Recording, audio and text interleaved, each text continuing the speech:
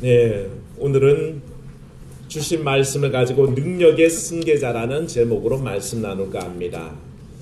오늘 우리 한국교회의 가장 큰 이슈라 그럴 때에는 사실은 명성교회 부자 세습 문제가 아주 큰 핫 이슈처럼 그렇게 거론이 됩니다. 이로 인해서 한국교회는 사회 지탄을 받고 있고요. 그야말로 이 문제가 해결되지 않으면 세상 사람들이 마치 돌들이 소리 지를 만큼 그렇게 심각한 문제에 직면해 있습니다. 일반 기업이나 사회에서 어떻습니까? 부가 대물림되고 권력이 대물림되면 지탄받습니다. 왜 저 권력과 그 부가 그대로 물려지는가 해서 사람들이 안 좋게 바라보고 말들을 하게 마련인데 그 문제가 교회까지 흘러왔으니 얼마나 큰 문제가 되겠습니까? 이 일로 말미암아서 한국교회는 지금 굉장한 선교적 위기를 맞고 있고요. 전도의 위기를 맞고 있습니다. 그 해당되는 명성교회조차도 인원이 많이 성도 인구가 줄었고요. 그 또한 헌금 액수가 급격히 감소하고 있다는 그런 보고를 받았습니다. 2월 8일 날 장신대에서 그 장신대 교수님 중심으로 해서 기도회가 있었습니다. 그 부자 세습 문제에 관한 신학적인 심포지움과 더불어 가지고 기도회를 진행하는데 한 3가지 문제를 가지고 기도했습니다. 명성교회가 정상화되기를 위해서 기도했고요. 또한 이 일을 행정적으로 처리하는 노회와 총회가 온전해지기를 위해서 기도했고, 또한 이 기회를 자성의 발판으로 삼아서 선생님들이, 교수님들이 먼저 회개하고 이 땅의 지도자들을 양성할 때 섬기는 지도자, 봉사하는 지도자를 키워내야 된다는 그런 자성적인 기도가 나왔습니다. 근데 이 모임이 장신대에서 있었다는 건 굉장한 일입니다. 왜냐하면 우리 장신대 교수님들 유명하거든요. 아무리 세상이 시끄러워도 한마디도 하지 않습니다. 성명산장 내지 않던 그런 교수진이었는데 이번 문제만큼은 열심히 소리를 내고 하나님 뜻을 온전히 세워야 한다고 소리를 내는 걸 보고 제가 오히려 이게 하나님께서 주시는 한국교회 개혁의 기틀이 아닌가 하는 그런 기대를 했었습니다. 이 기도회를 지나고 난 다음에 성도들의 반응이 제각각입니다. 어떤 분들은 그렇습니다. 명성교회도 하나님의 교회니 온 성도들이 기도하고 빨리 정상화돼야 된다라고 얘기하는 측이 있는가 하면 어떤 분들은 이렇게 얘기합니다. 왜 남의 교회 일에 쓸데없이 나서서 그러느냐라고 얘기하는데 이 말에는 심각한 오류가 있습니다. 뭐냐 하면 남의 교회란 것은 이 땅에 하나도 없습니다. 아시겠습니까? 남의 교회가 있을까요? 없을까요? 없습니다. 마치 내가 섬기고 내가 다니는 교회 빼고는 다 남의 교회라고 생각하는데 천만에요. 그게는 굉장히 그렇게 말하는 순간에 엄청난 실수를 하게 되는 겁니다. 왜냐하면 이 남의 교회라고 얘기하는 그 속에는 개교회주의거든요. 실제로 남의 교회는 없습니다. 하나님의 교회가 있을 뿐입니다. 우리 교단이 또한 주요 교단들이 고백하는 니케아 콘스탄티노플 그 신조에는 이렇게 얘기합니다. 교회라는 어떤 곳이냐 하면 하나의 거룩하고 보편적인 사도적인 교회, 이렇게 4가지 특징으로 얘기합니다. 뭐라고요? 외우셨어요? 하나의 거룩하고 사도적인 보편적인 교회. 그게 우리 교회의 정체성입니다. 이 하나하나 용어를 설명하자면 굉장히 어려운 얘기입니다. 신학적 용어들이기 때문에 다 설명할 수는 없지만 이 고백 속에 담긴 뜻은 그겁니다. 거룩하신 하나님의 한 교회란 뜻입니다. 다시 말해서 그리스도의 몸된 지체된 교회란 뜻입니다. 그러므로 우리가 남의 교회라고 딱 말하는 순간에 이 교회는 내 교회고 다른 교회들은 다 남의 교회. 그래서 그리스도의 몸이 하나가 아니라 뭐 어떻게 된다고요? 살기갈기 쪼개놓는 일을 하게 된다는 것입니다. 그러면 우리는 자세히 생각해야 됩니다. 한 교회고 우리가 그래서 명성교회를 위해서 기도하고 우리가 함께 관심 가지는 이유는 한 하나님의 교회이기 때문에 그렇다는 것입니다. 이단의 문제도 마찬가지 아닙니까? 왜 이단들 우리가 관심 가지고 거기에 기도를 하게 됩니까? 잘못된 가르침이 있고 사이비 신앙이 있으면 하나님의 교회가 욕을 먹기 때문에 그리스도의 몸이 깨어지기 때문에 거기에 관심 갖고 기도하는 것입니다. 그래서 사랑 여러분, 이 일에 관심 가지시고 함께 기도하는 여러분 되시기를 바랍니다. 기도에 참석했던 분들은 답답해합니다. 왜 그런 거 아니? 너무 간단한 문제거든요. 왜냐하면 자기 자식에게 그 명성교회를 물려주기 위해서 불법을 저질렀습니다. 헌법을 위반했고 거기에서 또 강행하려고 노예를 파행으로 몰고 간 죄가 있습니다. 그 죄에 대해서 징계하면 되고 벌을 주면 되는 것인데 그렇게 하지 못하거든요. 왜 그런지 아십니까? 명성교회가 가지는 재력 때문에 그렇습니다. 그 서울 동남노회에 소속되어 있는데 동남노회의 1년 상회비의 3분의 1을 명성교회 혼자서 감당합니다. 노회가 움직이는 돈의 3분의 1을 감당하는 그 교회가 노회에서 함부로 할 수 있겠습니까? 총회가요, 뭔가 굵직굵직한 사업을 할 때마다 명성교회가 막대한 돈을 갖다 댑니다. 그러니 수많은 총회 관계자가, 노회 관계자가 그 눈치만 보고 있다는 것이 참 현실입니다. 저도 총회 있을 때 김사한 목사님이 사실은 부총회장, 총회장을 지내는 시절에 총회제가 근무를 했었거든요. 그때 되면 어떤 역대 총회장, 부총회장 아무도 명절 선물을 안 주는데 이분은 늘 사과 박스를 줬었어요. 그래서 얻어먹은 게 제가 있습니다. 그런데 저만 그렇겠습니까? 수많은 이들이 얻어먹었죠. 그런데요, 그러세가 합니다. 얻어먹었으면 얻어먹은 값을 해야 된다. 그 얻어먹은 값이 뭐겠습니까? 잘못했을 때 덮어주는 게 얻어먹은 값입니까? 저는 그렇게 생각하지 않습니다. 얻어먹은 값을 하려면 그 교회가 온전치 않을 때에, 그 목회자가 제대로 된 길을 가지 않을 때에 옳은 소리를 하고 바른 소리를 하고 고쳐주는 게 얻어먹은 값을 하는 것이라고 저는 생각합니다. 그러니 우리는 참으로 그 한 교회가 온전히 주 앞에 바로 돌아오고 온전히 서는 것을 위해서 일하고 기도해야 된다는 것입니다. 바로 그 눈치 때문에 그렇습니다. 교수님의 발제가 끝나면서 씁쓸한 여운을 남기는 한마디가 있었습니다. 뭐냐 하면 그 자리가 돈 되는 자리이니 그렇게 아들을 갖다 앉히려고 그러고 그 자리에 가려고 길을 쓰는 거 아니겠냐. 거기가 고난의 자리고 거기가 억압받고 거기가 가난한 자리라면 자기 아들을 앉히고 싶겠냐? 그리고 거기에 가고 싶겠냐라는 말을 할 때에 굉장히 씁쓸했습니다. 사랑하는 여러분, 참된 종을 가르칠 수 있고 섬기는 종의 영성을 물려줄 수 있는 그 자리에서 노욕이 실수를 한 거죠. 욕심내다 보니 그 기회를 놓쳐버린 안타까움이 있습니다.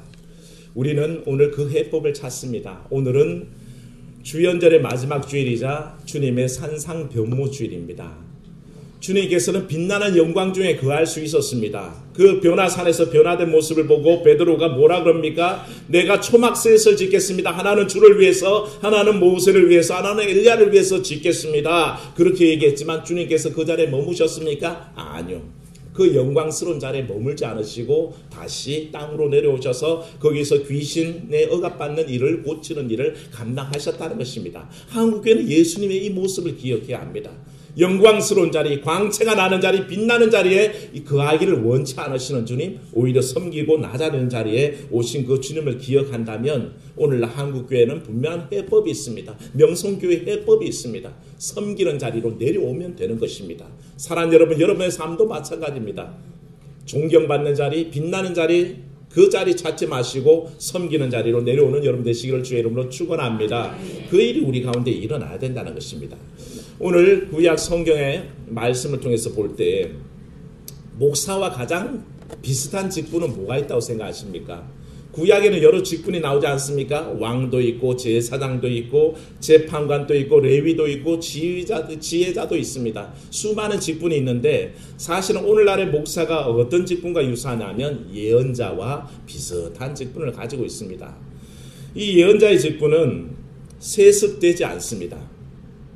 왕도 세습이 되고 제사장도 세습을 했지만 오직 예언자는 세습되지 않습니다. 당대로 끝이 났고 하나님의 부르심을 받으면 누구든지 그 부모의 직분과 상관없이 혈통과 상관없이 오직 하나님이 부르시면 그 말씀을 의지해서 예언하는 이들이 바로 예언자입니다.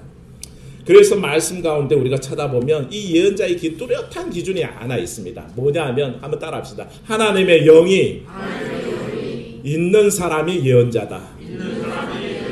이해하십니까? 하나님의 영이 임하는 사람이 예언자라는 것입니다. 가문 좋아서 자기 부모에 세습되어서 그 예언자의 직분을 감당한 게 아닙니다. 하나님의 영이 있다면 누구든지 하나님의 예언자로 부름받았고 말씀 받아서 활동했던 것을 우리가 보게 됩니다. 절대 그 자식에게 예언자의 직분이 물려진 경우가 없습니다. 이사야가 예언했다고 이사야 아들이 예언자로 부름받았습니까? 예레미야가 예언했다고 예레미야 아들이 부름받은 적이 있습니까? 그렇지 않습니다. 오직 하나님의 영이 임하는 사람이 예언자로 부름받았고 활동했던 걸 봅니다. 오늘 말씀에 등장하는 엘리야와 엘리사도 사실은 보면 혈연관계가 아니죠. 엘리야의 모든 권능이 엘리사에게 넘어가지만 승계되지만 그들은 결코 혈연관계가 아닙니다. 굳이 얘기하자면 스승과 제자 사이입니다. 그리고 엘리야가 엘리사에게 승계해 줄 것은 지위도 아니었고 권력도 아니었고 부와 재물도 아니었습니다. 사실은 넘겨줄 게 아무것도 없었습니다. 엘리야가 스스로 엘리사에게 넘겨줄 만한 게 아무것도 없었습니다. 오죽하면 엘리사가 자기 스승에게 요구하죠. 나에게 갑절의 영감을 주십시오 라고 했을 때 이 일을 가지고 엘리야가 대답하기를 뭐라 그럽니까? 네가 참 어려운 일을 구한다 라고 그렇게 대답합니다. 스스로 줄 수 없는 것이기 때문에 그렇습니다. 주신다면 누가 주십니까? 하나님이 주실 일이지 엘리야가 넘겨줄 것은 아무것도 없었습니다. 굳이 넘겨줄 만한 게 있었다면 뭘까요? 그것은 활동해야 될 험악한 상황이 넘겨지는 겁니다. 타락한 이스라엘을 하나님의 말씀으로 권면하고 회개케 하는 일에 바로 엘리사가 승계받을 임무였던 것입니다. 그 외에는 넘겨받을 게 아무것도 없었습니다. 엘리야와 엘리사가 활동하던 때가 언제냐면요. 아방으로부터 시작해서 아하시야, 여호람, 예후 왕까지 이어지는 왕조를 엘리야와 엘리사가 활동을 했었습니다. 이 시기는 우리가 보통 성경을 통해서 보면 굉장한 암흑기로 평가를 받지만 실제로 정치적으로 경제적으로 굉장히 번성했던 때입니다. 경제적으로 부강했었고요. 아방 때는 얼마나 군사력이 뛰어났냐 하면 그 당시에 가장 강대국인 아수르가 팔레스틴 지역으로 서진 정책을 펴니다. 그래서 국은동 세계로 아수르가 처음 밀어올 때에 이 국은동 팔레스틴 인근의 나라들이 동맹을 맺고 이 아수르와 싸우는데 그게 아람 군대가 최고의 힘을 가졌다면 두 번째 힘이 있는 국가가 북이스라엘이었습니다. 그래서 이들은 굉장한 힘을 가지고 아수르에 대항할 만한 세력이었고 실제로 동맹군이 전쟁에서 이기기도 한 적이 있다는 것입니다. 그럼에도 불구하고 정치적으로 경제적으로 뛰어난 그때에 오히려 영적으로 굉장히 암울한 시기가 바로 이 아방 시대입니다. 여러분들이 잘 알지만 이 아방 때 그 유명한 왕비 누굽니까? 이세벨이 있었죠. 그가 바알과 아세라를 북이스라엘에 갖다 심습니다. 시집 올 때 그 우상을 들고 왔습니다. 그래서 북이스라엘가 바알과 아세라를 갖다 심어서 온 왕국에 바알과 아세라 섬기는 일만 번창하는 거죠. 오죽했으면 갈멜산에서 엘리야가 바알과 아세라 선지자들과 싸울 때 몇 대 몇으로 싸웠습니까? 자그마치 850대 1로 싸웠습니다. 생각해 보십시오. 온 나라가 바알과 아세라 선지자들로 들끓고 있고 하나님을 진실로 섬기고 있는 사람은 엘리야 하나가 겨우 났을까 말까한 그런 상황이란 것입니다. 영적으로 죽어있는 때였고 모두가 영적으로 피폐된 상황 속에 있었다는 거죠. 얼마나 힘이 들었으면 엘리야가 어느 날 로뎀나무 앞에서 하나님 차라리 내가 죽는 게 좋겠습니다. 내가 이렇게 산들 뭐 하겠습니까? 바알과 아세라 선지자가 이렇게 득세하는 여기에 나만 홀로 남았습니다 라고 한탄할 만큼 힘겨운 영적 상황이 그게 있었다는 것입니다. 그 속에서 엘리야도 엘리사도 부름받은 이유는 단 한 가지입니다. 영적으로 타락한 이스라엘 구원에 아무런 징후가 보이지 않는 그 이스라엘을 구원해내고 말씀으로 깨우치고 돌아오게 하는 일이 그들의 임무였던 것입니다. 사랑하는 여러분, 그 상황 속에서 한번 생각해 보십시오. 엘리야가 떠난답니다. 엘리사 입장에서 청천벽력이죠. 엘리야는 권능이 있던 사람입니다. 그런데 갑자기 이 엘리야가 떠난다니 얼마나 힘이 들겠습니까? 성경에 이런 얘기가 자주 나오거든요. 어느 날 가나안 읍사에서 모세가 이제 떠나가고 그 임무를 누구에게 맡깁니까? 여호수아에게 맡깁니다. 아는 척을 할 때는 확실하게 하라 그랬습니다. 모세가 누구에게 맡깁니까? 여호수아에게 맡깁니다. 여호수아에게 맡겼는데 여호수아가 자신이 있었습니까? 아니요, 자신이 없었습니다. 그래서 두렵고 떨고 있으니까 주님께서 하나님께서 뭐라 그러십니까? 두려워 말라, 겁내지 말라. 그렇게 얘기하십니다. 내가 모세와 함께 했던 것처럼 너와 함께 하겠다. 그렇게 약속 주신 이유가 뭡니까? 벌벌 떨기 때문입니다. 와, 모세가 가시고 나면 나는 겨우 모세의 시종이었는데 내가 이 일을 어떻게 하지? 라는 그 두려움 속에 하나님께서 사실은 나타나셨죠. 예수님께서 승천하실 때 제자들이 어땠습니까? 승천하시고 나니까 제자들이 망연자실하게 어디만 보고 있었습니까? 하늘만 보고 있었습니다. 하늘만 쳐다보고 주님 올라가셨는데 그 하늘만 쳐다보고 있으니 옆에 천사가 와서 이 갈릴리 사람들아 뭘 보고 있느냐? 너희가 본 예수님 올라가신 그대로 어떻게 하신다? 다시 오신다. 그러니 겁내지 말고 두려워하지 말고 맡긴 사명 감당하라고 그렇게 권면하는 거 아니겠습니까? 누가 떠나버리면 망연자실할 때가 있습니다. 사실 그렇지 않습니까? 가정에서도 어느 날 가장이 세상을 버리고 나면 남은 가족들은 멍해질 때가 있습니다. 어떻게 하지?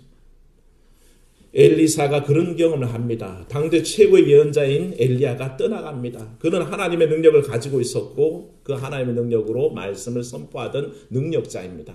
근데 그가 어느 날 떠나간다는데 이 사실을 엘리사도 알고 있고 가는 곳마다 모든 제자들이 다 알고 있습니다. 그래서 그가 움직이면서 길갈에서 베델에서 또한 그 요단강까지 다 따라가는 길 내내 이 사실이 선포되었고 그래서 가는 제자마다 당신의 스승이 이제 당신의 머리 위로 들림받을 것을 아십니까? 그러니까 엘리사가 뭐라 그럽니까? 나도 안다. 너희들은 잠잠하라. 그렇게 얘기하는 것을 우리가 보게 되죠.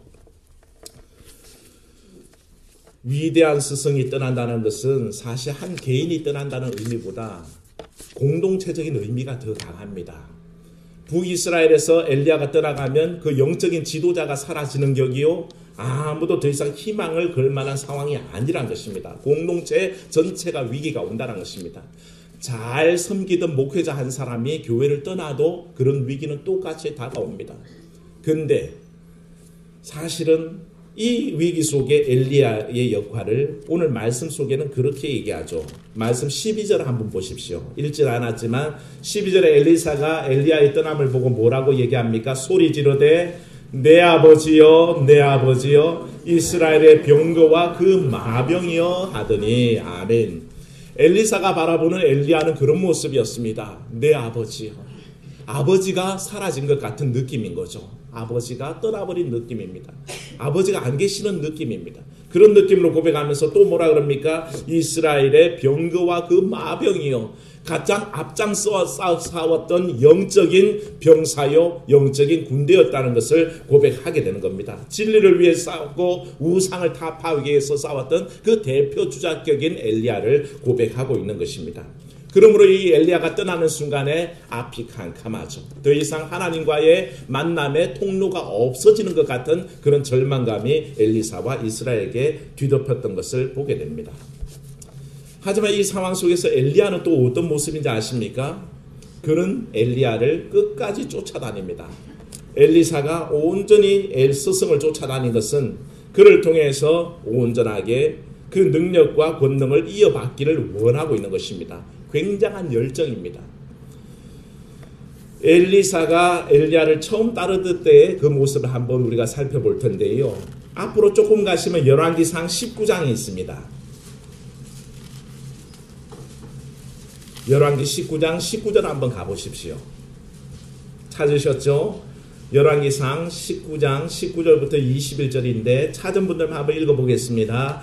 엘리야가 거기서 떠나 사밧의 아들 엘리사를 만나니 그가 12겨리소를 앞세우고 밭을 가는데 자기는 12째 겨리소와 함께 있더라. 엘리야가 그리로 건너가서 겉옷을 그의 위에 던졌더니 그가 소를 버리고 엘리야에게로 달려가서 이르되 청하건대 나를 내 부모와 입맞추게 하소서. 그리한 후에 내가 당신을 따르리이다. 엘리야가 그에게 이르되 돌아가라. 내가 네게 어떻게 행하였느냐 하니라.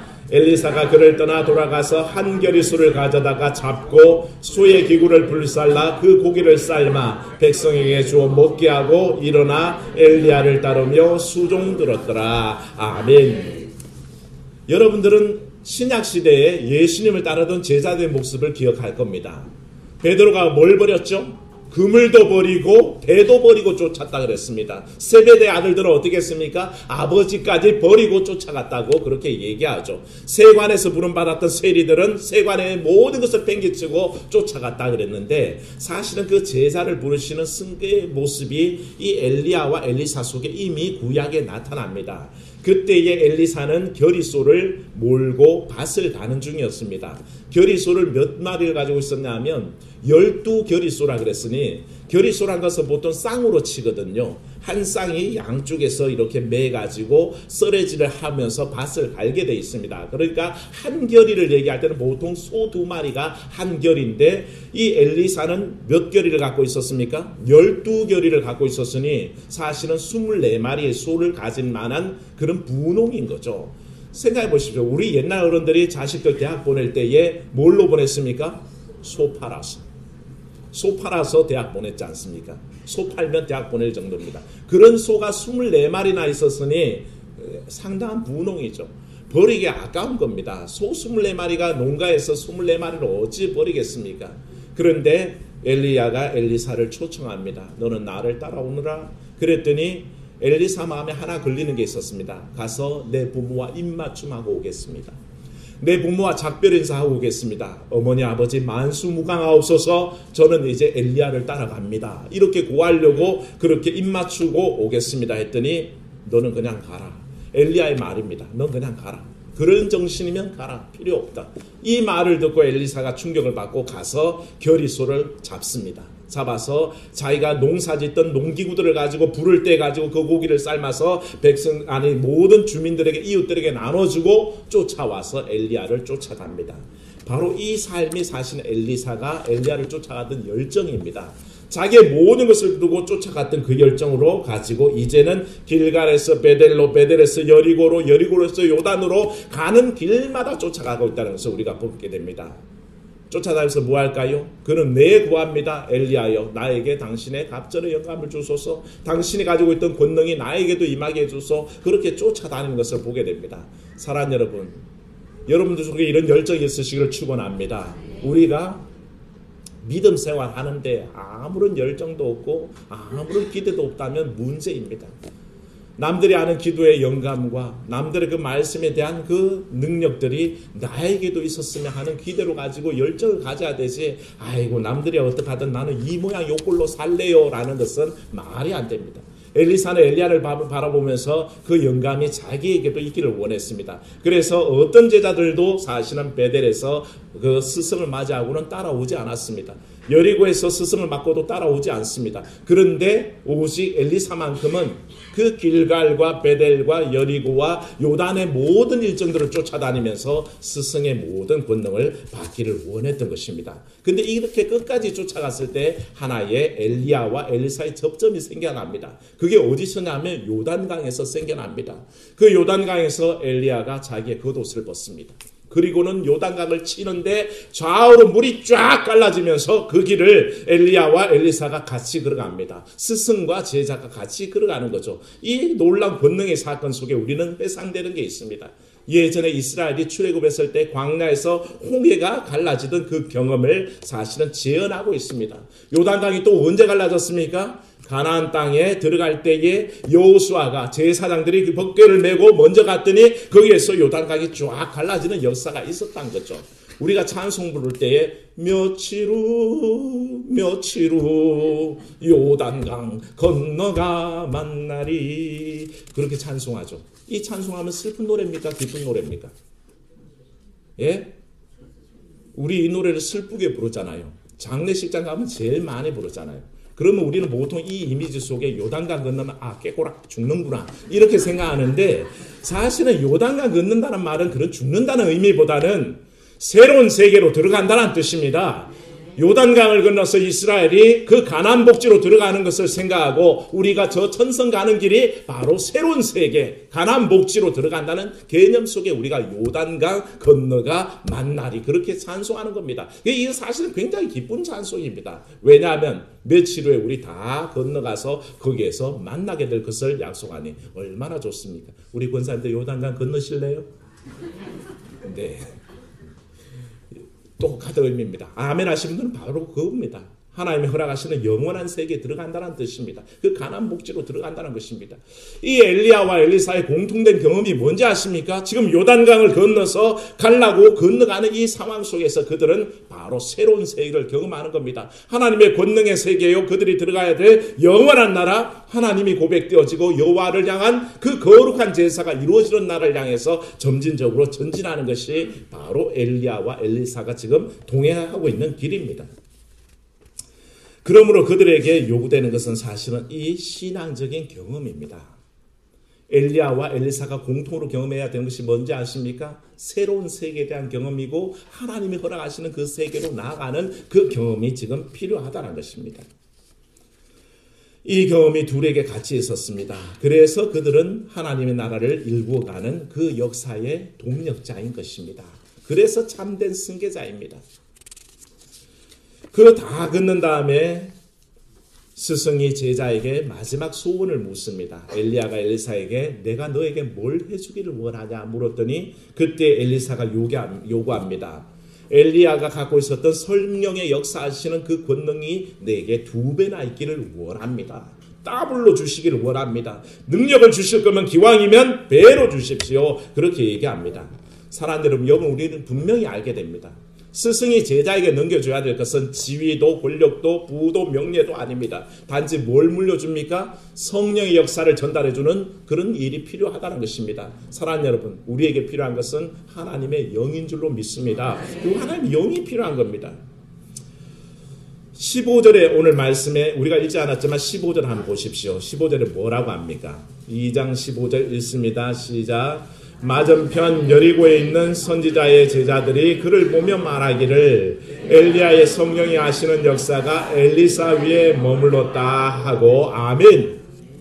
사람들이 가만히 봤더니 엘리사가 요구했던 2배의 성령의 역사를 주십시오. 그랬더니 엘리야가 대답하기를 참 어려운 일을 구하는도다. 그런데 하나님께서 나를 하늘로 데려 올라가는 것을 네가 본다면 그 일이 이루어질 거고 보지 못한다면 그런 일은 없을 거다. 그렇게 얘기했습니다. 하나님의 권능이 임하는 것을 보면 그 권능이 자기에도 임한다는 것이죠. 그런데 실제로 그 일이 이루어집니다. 엘리야 위에 있던 그 하나님의 영이 누구에게도 임했습니까? 엘리사에게도 임했습니다. 그래서 똑같은 권능을 엘리사도 그대로 실천하게 되죠. 오늘 찾아본 김에 뒤로 열왕기상 하 13장으로 한번 넘어가 보십시오. 열왕기 하 13장 넘어가 보시면 13장 14절 한번 보십시오. 함께 읽습니다. 엘리사가 죽을 병이 들매 이스라엘 왕 요아스가 그에게로 내려와 자기 얼굴에 눈물을 흘리며 이르되 내 아버지여 내 아버지여 이스라엘의 병거와 마병이여 하매 아멘. 이거 어디서 듣던 얘기 아닙니까? 엘리야가 엘리야를 향해서 얘기할 때 엘리야가 승천할 때 엘리사가 그를 보며 얘기합니다. 내 아버지여 내 아버지여 이스라엘의 병거와 마병이여. 그렇게 안타까이 외쳤었는데 이제 엘리사가 죽는 그 시점에 왔을 때 이스라엘 왕 요아스가 뭐라 그럽니까? 똑같이 고백합니다. 내 아버지요 내 아버지요 이스라엘의 병거요 마병이요. 그렇게 부르는 것을 보게 됩니다. 다시 말하면 엘리야가 했던 모든 일과 엘리야의 모든 권능이 누구에게도 나타났습니까? 엘리사에게도 나타난 것입니다. 바로 하나님의 영이 함께 하시는 삶이 그렇게 이어져 간다는 것을 우리가 보게 됩니다. 엘리야의 승천을 말미암아 엘리사의 역할은 분명해집니다. 엘리야가 영적인 아버지였다면 엘리사도 영적인 아버지가 되었습니다. 엘리야가 권능의 선지자라면 엘리사도 권능의 선지자가 되었습니다. 최전방에 서서 이스라엘의 영적인 투쟁을 해서 싸웠던 이스라엘의 마병이요 병거라면 엘리사도 이제는 그 역할을 감당하게 됐다는 것입니다. 결국에는 사역이 해야 될 역할이 승계된 겁니다. 엘리야가 누렸던 모든 권능과 그 명예와 부는 없었습니다. 하지만 그 이름 명예가 넘어간 게 아닙니다. 사역이 넘어갔고 그 고난이 넘어갔고 해야 할 일이 넘어갔다는 것입니다. 결국 모세가 죽은 뒤에 여호수아가 뒤를 이어서 가나안을 정복하듯이 엘리야가 승천함으로 말미암아 엘리사의 사역이 시작되는 겁니다. 사랑하는 여러분, 여기서 우리는 분명히 기억해야 합니다. 예수 그리스도께서 우리에게 승계하신 사역은 뭘까를 깊이 생각하셔야 됩니다. 모세가 여호수아에게 넘겼고 엘리야가 엘리사에게 넘긴 게 있다면 예수께서 그 제자된 우리에게도 넘기신 게 있다는 것입니다. 요한복음 14장 12절에서 14절에 이렇게 말씀하십니다. 내가 진실로 너희에게 이르노니 나를 믿는 자는 나의 이 하는 일을 저도 할 것이요. 예수님을 믿는 사람들은 누구든지 예수님이 하신 일을 나도 하게 될 것이요. 또한 뭐라고 하시냐면 또한 이보다 큰 것도 하리니 그렇게 말씀하셨습니다.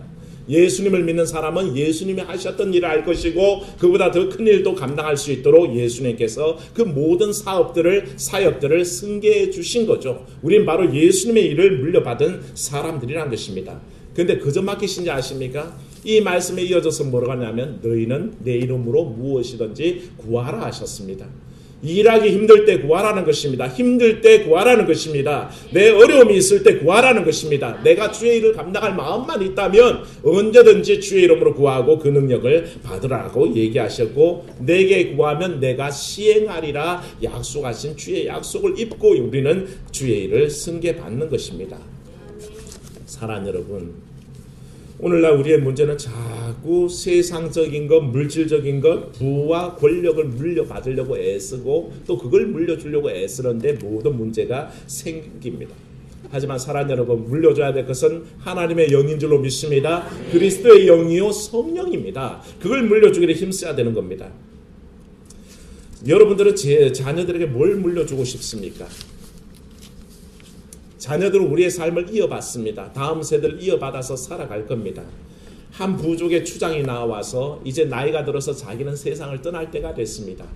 그래서 자기 아들들에게 승계 다음 자리를 물려주려고 이렇게 봤더니 아들이 셋이 있는데 어떤 애에게 물려줘야 할지 잘 모르는 거죠. 그래서 아들들에게 얘기합니다. 너희들은 내일 저기 산 꼭대기에 올라가서 뭐든지 보는 대로 잘 보고 와라. 그렇게 얘기합니다. 아들 셋이 그 꼭대기에 올라가서 보고 오는데 첫째 아들은 손에 꽃을 들고 왔습니다. 우리 한분수 권사님 같은가 봐요. 얼마나 감성적이 예민한지 정서적인지 예쁜 꽃이 있어서 가져왔습니다. 아버지가 고개를 끄덕끄덕합니다. 둘째를 쳐다봅니다. 넌 뭘 보고 왔니? 그 둘째가 내는데 저는요 희귀한 약초를 구해왔습니다. 참 현실적이죠. 몸에 좋은 약초를 가져왔습니다. 아버지가 고개를 끄덕끄덕하고 이제 막내를 봅니다. 너는 뭘 보고 왔니? 했더니 막내는 아무것도 손에 들고 있지 않습니다. 이 막내가 얘기합니다. 아버지, 저는 산꼭대기에서 동서남북을 쳐다봤습니다. 거기는 산도 있고 넓은 평원도 있었습니다. 우리는 지금 사는 곳이 너무너무 좁아 터져서 지금 참으로 아사 직전인데 그 땅에는 참으로 넓은 평지가 있고 강도 흐르고 물도 많았습니다. 제 생각에는 그리로 옮겨가야 될 것 같습니다. 이 말을 듣고 아버지가 무릎을 딱 치면서 하는 말이 너는 미래를 보고 왔고 생명을 보고 왔구나. 다음 때 추장은 네가 되는 게 옳다. 그렇게 물려줬다는 얘기입니다. 현실적인 것, 자기 정서적인 게 필요한 게 아닙니다. 미래의 비전이 필요하고 생명이 필요한 줄로 믿습니다. 우리가 자녀들에게 뭘 물려줘야 고민할 때 물려줄 건 다른 게 없습니다. 하나님의 영을 물려주시기를 축원합니다. 엘리야에게 있었던 영이 엘리사에게 넘어간다면 오늘 내가 일생 동안 의지하고 살아왔던 그 예수 그리스도의 영이 내 자녀에게 넘어가는 것이 당연한 줄로 믿습니다. 사랑하는 여러분, 자녀에게 물려줄 것 예수의 영밖에 없는 줄로 믿습니다. 사랑하는 교회 학교 교사 여러분, 여러분들이 제자들에게 넘겨줄 것은 예수 그리스도의 영밖에 없습니다. 다른 것으로 그들을 살려낼 수 있다는 게 아닙니다. 오직 하나님의 영, 그리스도의 영, 성령만이 온전한 생명을 살린다는 것입니다. 여러분, 이웃들에게 뭘 전하고 싶습니까? 뭘 넘겨주고 싶습니까? 설날이 되었으니 떡국떡 하나 드리는 게 좋을까요? 아니요. 예수 그리스도의 영을 전하시는 여러분 되시기를 축원합니다. 그게 그 생명을 살려내는 것입니다.